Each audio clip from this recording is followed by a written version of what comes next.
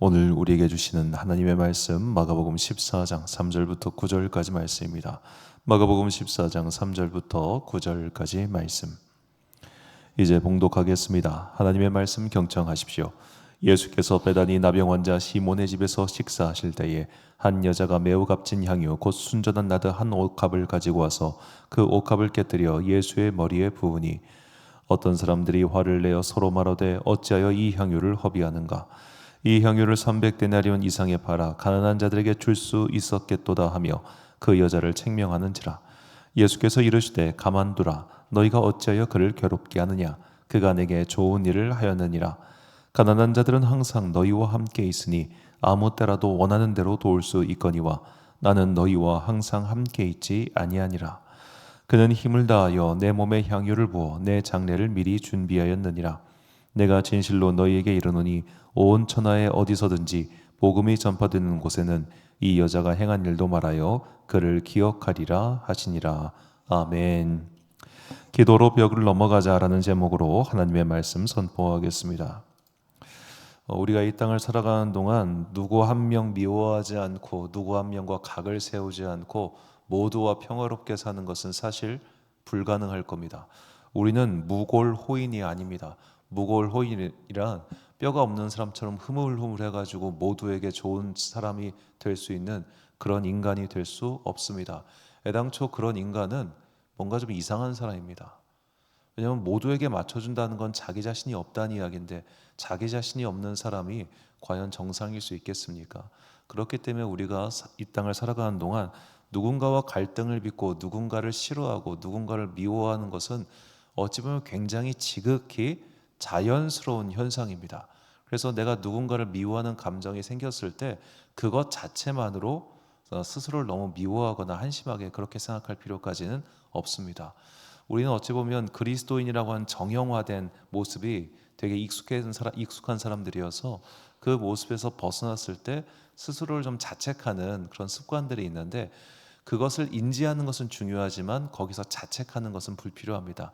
왜냐하면 자책에서 끝나는 경우가 많기 때문이에요. 자, 우리가 누군가와 벽을 세우고 누군가를 좋아하고 누군가를 싫어하는 것이 일단은 인간의 기본적인 본성이라는 것을 인정한 다음에 그 다음에 그 본성을 뛰어넘기 위해 노력하는 게 성도의 자세라는 겁니다. 자, 아시시의 성자라 불리는 성 프란체스코의 이야기입니다. 성 프란체스코는 12세기 이탈리아 아시시라고 하는 작은 마을에 살았던 성자인데요.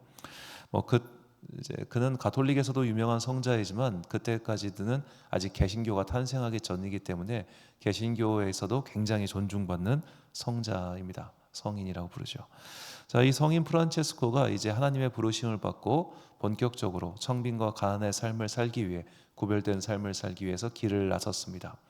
그런데 그가 첫 번째 맞닥뜨린 상황이 바로 그의 앞에 한센병 환자가 나타난 겁니다. 지금도 그렇겠습니다만 한센병의 가장 중요한 특징 중 하나는 그 병이 겉으로 드러난다는 겁니다. 얼굴에 곰보가 생기건 피부병이 발진이 생기든 그리고 나중에는 손가락과 코 이런 데가 잘려 나가죠. 자, 그렇게 겉으로 뚜렷하게 나타나는 한센병 환자가 앞을 지나오고 있을 때 그때 순간 하나님께서 프란체스코를 부르십니다. 프란체스코야, 네가 가서 저 사람을 안아주어라. 그 자서전 전기에 따라서 어느 데는 안아주라고 나와 있고 어느 데는 몸을 씻겨주어라 이렇게 나와 있는 경우가 있습니다. 여하튼 조우했을 때 하나님께서 그에게 다가가 네가 그를 접촉해라라는 명령을 주신 거예요. 자, 아시시라는 작은 마을 출신이지만 그 작은 마을에서 유력한 부자의 아들로 태어났기 때문에 프란체스코는 어릴 때부터 잘 입고 잘 씻던 사람이에요. 그런 그의 앞에 전염병, 그러니까 한센병은 감염병입니다. 그 감염률이 낮을 뿐이지 감염병인 건 확실합니다. 자, 감염병이고 그리고 그때 이게 병이 치유되기 시작한 게 20세기 중반부터니까 하늘이 내린 천형이라고 불렸던 한센병 환자가 눈앞에 있었으니 그가 얼마나 놀라고 혹은 불쾌하고 거리를 두고 싶었겠어요. 하나님께서 그때 그에게 그런 명령하셨을 때 그는 정말로 갈등합니다. 그러나 용기를 내어 다가가 그의 몸을 씻겨줬다는 얘기도 있고 접촉을 했다는 이야기도 있습니다. 제가 읽었던 전기에서는 가서 안아줬다고 하는데 여하튼 그렇게 그와 접촉을 합니다. 자, 그때 그렇게 이 한센병 환자와의 이 만남이 끝나고 나서 이 한센병 환자는 순간 천사로 변하여 그의 시선에서 사라졌다고 합니다. 그러니까 이 한센병 환자는 하나님께서 보내신 어쩌면 그에게 보낸 시험이었던 것이죠. 그래서 그 시험을 통과한 이후에 프란체스코가 진심으로 기뻐하면서, 그리고 이후에 이제 프란체스코 수도에는 이런 한센병 환자와 같은 사회에서 버림받은 자들에 대한 적극적인 사랑의 활동, 긍휼의 활동을 이어갔습니다. 자, 기독교 개신교 사파에는 이런 게 잘 나타나지 않는데 이 가톨릭, 이건 가톨릭 서적인 바오로 딸에 나오는 성경 사파인데, 이 문둥병이라고 했죠. 옛날엔 문둥병, 지금 개역 개정 성경에는 나병, 그리고 요새는 이제 나병이라고 하는 것도 혐오 표현이니까 한센병이라고 부르고 있는데, 이 한센병 환자가 어떤 모양인지 우리는 잘 모를 겁니다. 저도 뭐 잘 모릅니다. 실제로 뵌 적이 없으니까. 그런데 사진이나 이런 걸 보면은 정말 헉하고 놀라요. 차마 여기에 사진을 띄울 수 없을 만큼 우리가 놀랍니다. 평생 동안 이 한센병 환자를 돌봤던 의료 선교사였던 폴이라고 하는 의사 선생이 있었는데, 이분이 쓴 고통이라는 선물이라는 책이 있습니다. 제가 지금까지 읽었던 모든 책들 중에 정말로 잊을 수 없는 책인데, 이 폴 브랜드라고 하는 의사가 쓴 고통이라고 하는 선물, 이 책의 내용은 이 사람이 한센병 환자를 치료하면서 그가 겪었던 여러 가지 일들을 이렇게 기록한 책입니다. 자, 이 책에 보면 그가 어느 날 자기가 몸에서 약간 열이 나고 어떤 증상이 나오는 것 같은데, 그 증상이 한센병이 걸렸을 때 나타나는 증상과 굉장히 동일했다는 거예요. 그래서 그가 내가 이 걸리지 않기 위해 정말 노력했는데 이게 뭐지 하면서 굉장히 걱정하는 장면이 이 책에 나옵니다. 그리고 나중에 피 검사를 하고 해보니까 아니었다는 게 나왔을 때 굉장히 안도했다고 해요. 그러면서 그가 이런 말을 써놓습니다. 자, 20세기에 살아가는 의사인 나도 이것이 걸렸을까 봐 이토록 걱정하고 불안해했다면, 과거 예수님 시대 때 이 한센병 환자들을 대하는 사람들의 태도는 어떠했을까? 그가 자신의 경험으로 그걸 돌아본 것이죠. 자, 오늘 이렇게 한센병 환자에 대해서 길게 이야기한 이유는 예수님께서 고난주간의 한가운데에 바로 이 한센병 환자의 집에 거하셨기 때문입니다. 자, 본문 3절 말씀. 예수께서 베다니 나병 환자 시몬의 집에서 식사하실 때에 한 여자가 매우 값진 향유 곧 순전한 나드 한 옥합을 가지고 와서 그 옥합을 깨뜨려 예수의 머리에 부으니. 자, 여기서 이 여자는 부활한 나사로의 동생인 마리아라고 요한복음에 나오지요.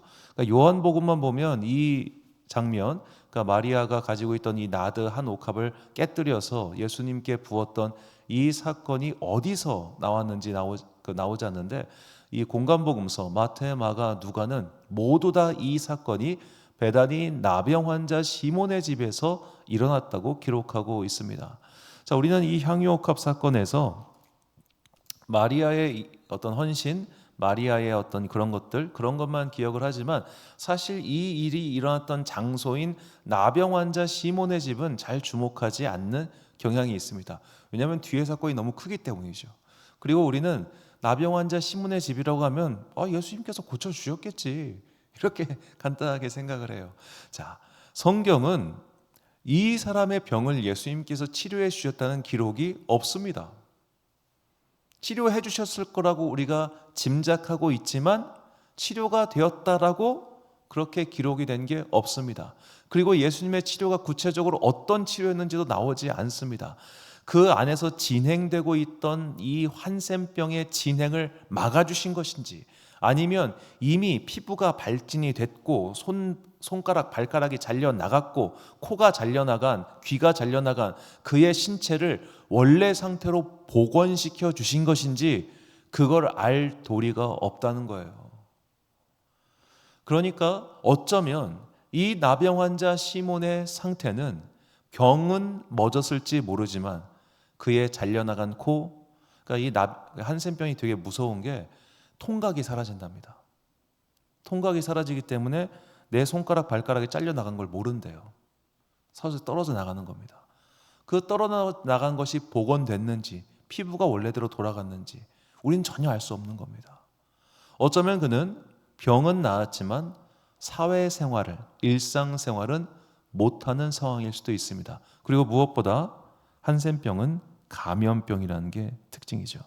자, 이 한센병의 특징, 질병이 겉으로 드러나고 감염병입니다. 전염성은 매우 낮습니다. 유전병이 아닙니다. 통각 등의 감각이 사라집니다. 겉으로 드러난다는 게 매우 중요하죠. 여기서 우리는 이런 질문을 해봐야 됩니다. 우리는 과연 그런 사람 집에 들어갈 수 있겠습니까? 자, 우리는 코로나라고 하는 상황을 겪었습니다. 이걸 겪고 나니까 비로소 이제 조금 더 이런 상황을 이해하기 쉬워진 것 같아요. 자, 예전에 우리가 비말 튀는 거 아무런 생각 없었잖아요. 그렇죠? 그런데 이 코로나 시기에 비말을 통해서 감염된다는 이야기를 엄청나게 많이 들었습니다. 그래서 그 걸렸던 사람의 식기나 그릇이나 같은 공간에 있는 거 이거 자체에 대해서 굉장히 공포감이 있죠. 한센병도 비말을 통해 감염됩니다.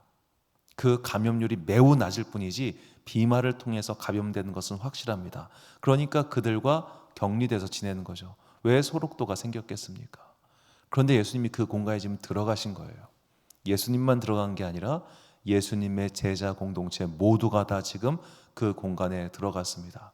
자, 우리는 한편으로 부끄러운 줄 알아야 됩니다. 저는 아직도 코로나가 막 그때 퍼지고 있을 때 그때 그 유행이 퍼지면서 사람들이 막 공포에 휩싸여 가지고 막 배척하고 막 기침하면 뭐야 개념 없어 이렇게 쳐다보고 했던 그것들을 다 기억합니다.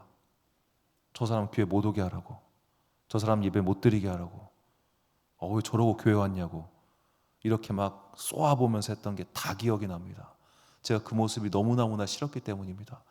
교회는 그런 것이 아니거든요. 옛날에 중세 유럽의 흑사병이 창궐했을 때 사람들이 교회로 몰려들어가지고 교회에서 떼죽음을 당했습니다. 자, 왜 교회로 몰려들었겠습니까?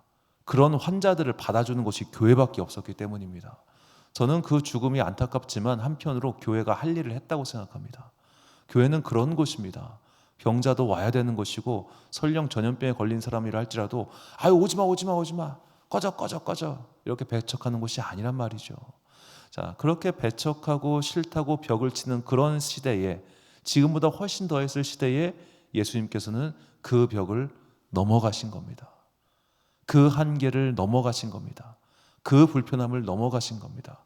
이 모습은 오늘을 살아가는 우리에게 혐오라는 벽, 편견이라고 하는 벽, 여러 가지 각종 자신만의 벽을 세워두고 넌 일리 넘어오면 안 돼, 넌 여기 넘어오지 마, 너와 나의 관계는 여기까지 하라고 벽을 세우고 살아가는 시대에게 참 시사하는 바가 큽니다. 우리가 기도해야 되는 이유가 바로 여기에 있는 겁니다. 우리는 각자에게 주어져 있는 여러 가지 벽을 넘어가야 합니다. 그 벽은 미움의 벽일 수도 있습니다. 그 벽은 편견의 벽일 수도 있습니다. 어찌됐든 간에 그 벽은 궁극적으로 무엇을 가로막느냐? 우리의 사랑을 가로막는 벽이에요. 그 벽이 세워져 있으면 우리는 사랑할 수 없습니다. 쟨 더러워서 싫어. 쟨 냄새나서 싫어. 쟤는 말하는 게 교양 없어서 싫어. 쟤는 냄새나서 싫어. 이런 식으로 싫다의 벽을 세워놓으면 그 다음부터 사랑할 수 있는 길은 사라지는 거예요. 예수님은 그렇게 한센병 환자라고 하는 그 시대에 모두가 다 벽을 치고 가까이 하지 않으려고 했던 그의 집에 들어가서 식사를 하십니다.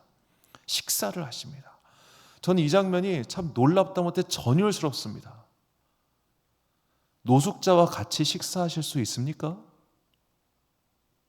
냄새나고 배척받고 하는 그런 사람들과 함께 식탁을 앉을 수 있을까요? 우리처럼 깔끔 떠는 사람들이? 그거 어려운 겁니다. 제가 인도 견습선교 나가 있었을 때 거기에 있는 이제 사람들과 같이 식사를 하는데 인도 사람들은 더구나 손으로 먹잖아요. 병균이 예수님도 지금 손으로 음식을 드시는 겁니다. 나병 환자의 집에서. 자, 예수님께서 이렇게 벽을 넘어서 가셨던 그 모습을 보여줬기 때문에 예수님의 제자들도 예수님과 같이 벽을 넘어가는 모습을 사도행전에서 보여줍니다.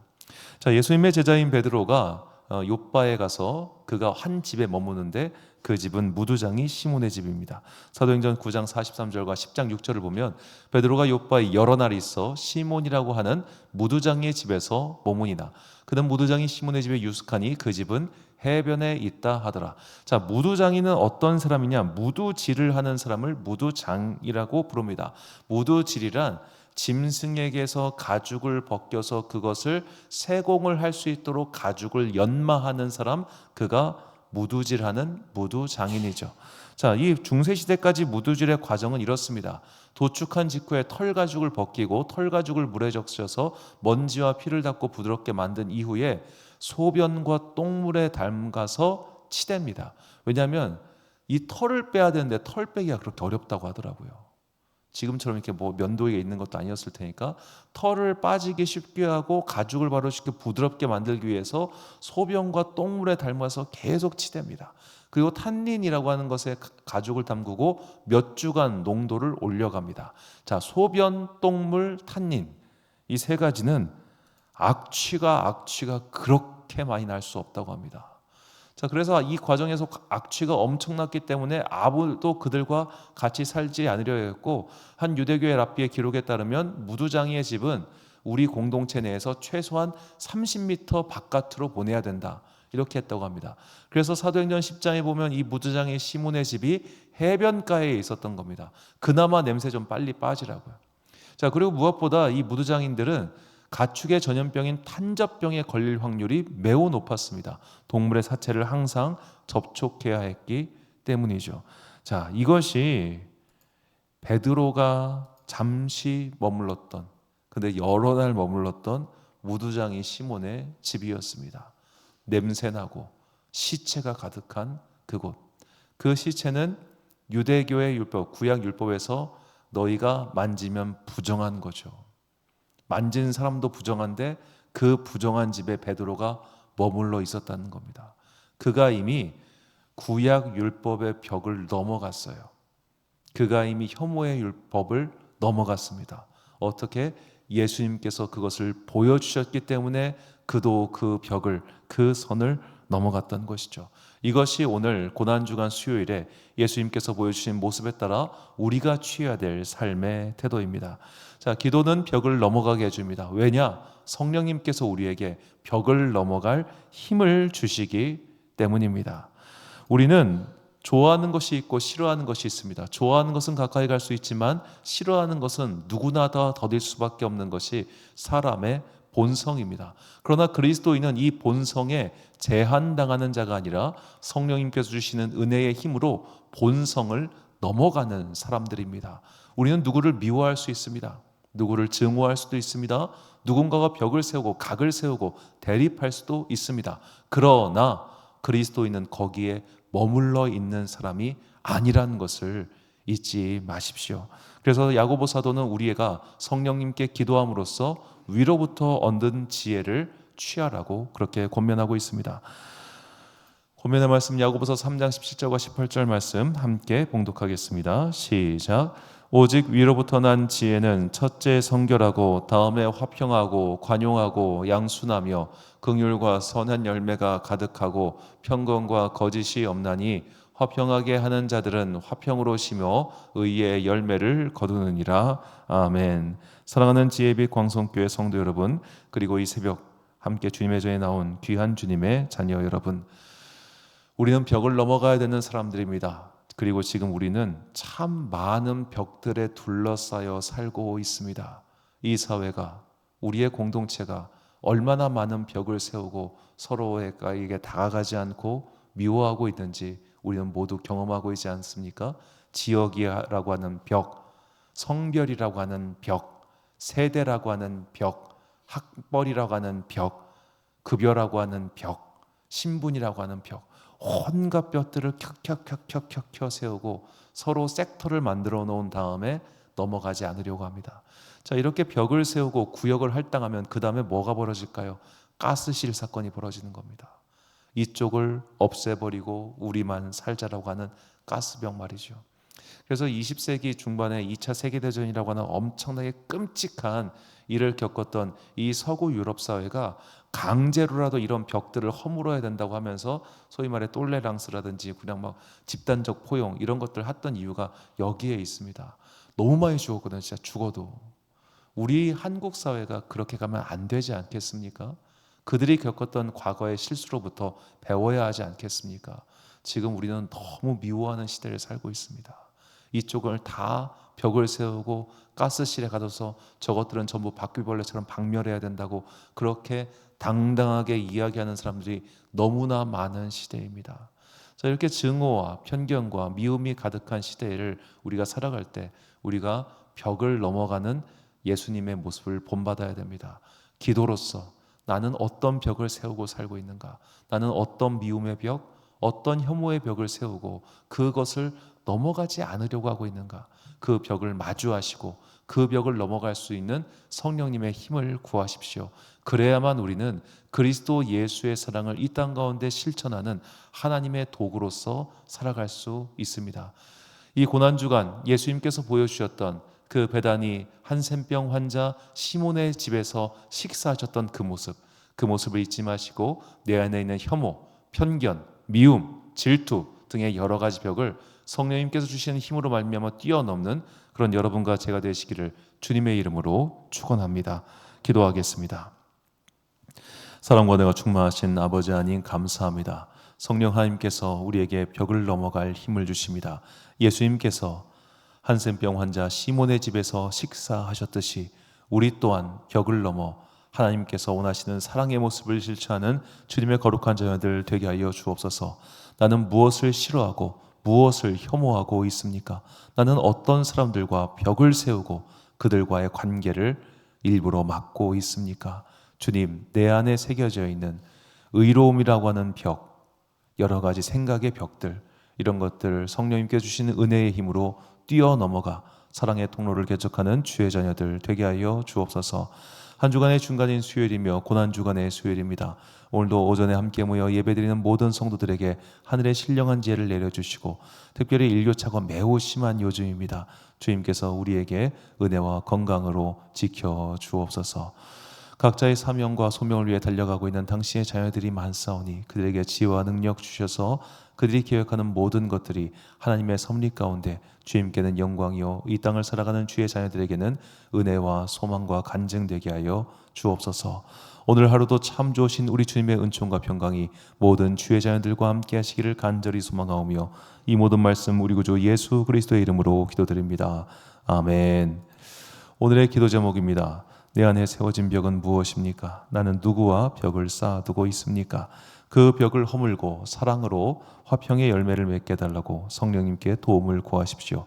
또한 우리나라 공동체를 위해서 기도하겠습니다. 미움과 증오의 영에 지배당하며 서로를 향해 가시벽을 세우고 있는 이 나라와 공동체를 불쌍히 여기사 고레스와 같은 지도자를 세우시어 이 나라를 안정화시켜달라고 함께 기도하시고 또 개인 기도하신 후에 돌아가겠습니다. 오늘 주신 기도의 제목 가지고 기도와 묵상에 힘쓰는 하루 되시길 바랍니다. 기도하겠습니다.